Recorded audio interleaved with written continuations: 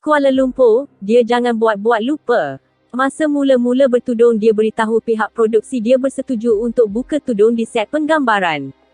Kalau ada yang bertanya dia akan beritahu babak berkenaan dilakukan sebelum dia bertudung. Kemudian dia berubah hati dan mahu fikir cara lain. Dia biarkan saya macam tunggul apabila terpaksa menunggunya berminggu-minggu untuk tahu keputusan rasmi daripadanya. Itu kata penerbit dan pengarah drama Jamu Nesan, Datuk Rafina yang kesal dengan tindakan pelakon, Zizi Kirana yang seolah-olah tidak mahu bertanggungjawab terhadap kerja yang diamanahkan dan tidak perlu mencari salahnya. Rafina berkata, selepas pelbagai usaha dan cadangan diberikan, Zizi seperti melengah-lengahkan tanggungjawab yang diberikan sedangkan masalah itu boleh diselesaikan dengan cepat. Sebelum dia kahwin lagi kita sudah ajak dia berbincang dan selesaikan masalah ini. Saya sangat hormati keputusannya untuk bertudung tetapi selepas perbincangan demi perbincangan, dia seakan-akan cuba melengahkan penggambaran Jamu Nesan. Dia dan pengurusnya jangan lupa yang mereka bersetuju untuk mengikut segala jadual yang ditetapkan oleh pihak produksi. Malah, ketika kerajaan membenarkan aktiviti penggambaran dibuka semula, pihaknya ada mengambil tawaran lain tanpa maklumkan kepada saya sehingga menjejaskan jadual pelakon lain. Dia langsung tidak kasihankan pelakon-pelakon lain yang menunggu jawapan daripadanya, katanya. Rafina berkata, selepas memaklumkan tak boleh memakai rambut palsu, Zizi meminta masa untuk bertemu dengan Mufti Wilayah Persekutuan bagi meminta pandangan. Menurutnya, ia boleh dilakukan dengan menghubungi pihak berkenaan saja, tetapi Zizi memilih untuk membuat temu janji di pejabat. Bagi saya, isu ini mudah saja. Cakap sajalah tidak mahu buat atau berkeras mahu lakukan tetapi syaratnya dengan memakai tudung dari awal-awal lagi. Ini tidak asyik dengan alasan dan mahu minta pandangan luar, katanya. Menurut Rafina, sebagai anak seni dia perlu sedar yang pekerjaan ini menuntut kerja berpasukan dan apa yang dilakukan menyusahkan semua pihak. Selama ini saya tiada masalah dengan Zizi. Dia seorang yang baik dan cuba menjayakan watak sebaik mungkin, tapi isu berlaku apabila dia memakai tudung dan enggan melakonkan watak yang sedia ada dirinya tidak bertudung. Tindakan Zizi yang saya kira sengaja melengah-lengahkan masa untuk berbincang sudah menyusahkan pasukan produksi dan barisan pelakon yang terikat dengan beberapa penggambaran lain. Disebabkan itu saya gugurkan namanya dan gantikan dengan Didi Astilah.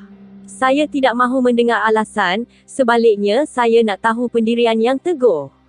Jika dia tidak berminat untuk membawakan watak itu selepas bertudung, cakap saja. Janganlah selepas saya bagi pendapat untuk memakai rambut palsu dia minta masa untuk berbincang sedangkan perkara ini boleh diselesaikan dalam tempoh kurang sehari serta beri apa cadangan terbaik, katanya. Rafina turut mendakwa yang Zizi pernah merayu kepadanya supaya tidak mengheret perkara ini ke muka pengadilan. Dia merayu supaya saya tidak teruskan saman. Memang pada awal perbincangan saya tidak bersetuju dengan keputusan dia memakai tudung untuk bawakan watak ketua mafia. Jadi, saya cakap dia perlu tanggung segala kerugian yang dianggarkan ratusan ribu ringgit atau saya akan teruskan dengan saman. Namun, saya masih berlembut hati kerana dia beritahu dia tiada wang sebanyak itu. Saya pun fikirlah apa lagi cara untuk saya teruskan penggambaran ini. Kalau ikutkan pihak stesen TV, mereka minta saya gugurkan namanya tapi saya cuba ajak dia berbincang.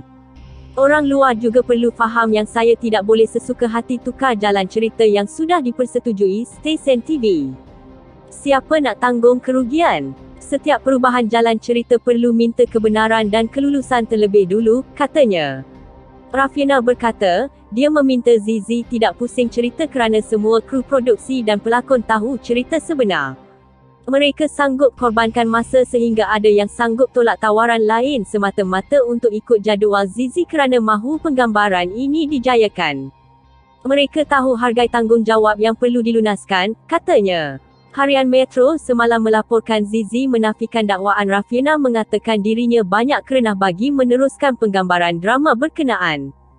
Zizi berkata, dia tegas dengan pendirian tidak akan membuka tudung atau memakai rambut palsu semata-mata bagi melakonkan watak ketua mafia itu. Saya tidak pernah cakap tak nak berlakon atau teruskan penggambaran. Dari awal saya cakap nak buat sebab suka dengan watak dan cerita ini. Cuma perlu kena dengan penampilan saya yang sudah bertudung. Saya setuju ambil tawaran ini pun sebab ia dijangka habis sebelum Ramadan, katanya. Terdahulu dalam satu laporan media, Rafiana mendakwa Zizi banyak kerenah bagi meneruskan penggambaran drama arahannya berjudul Jamu Nesan. Susulan itu, Zizi didakwa melanggar kontrak dan digugurkan daripada meneruskan watak Madam Zohra dan digantikan dengan Didi Astilah.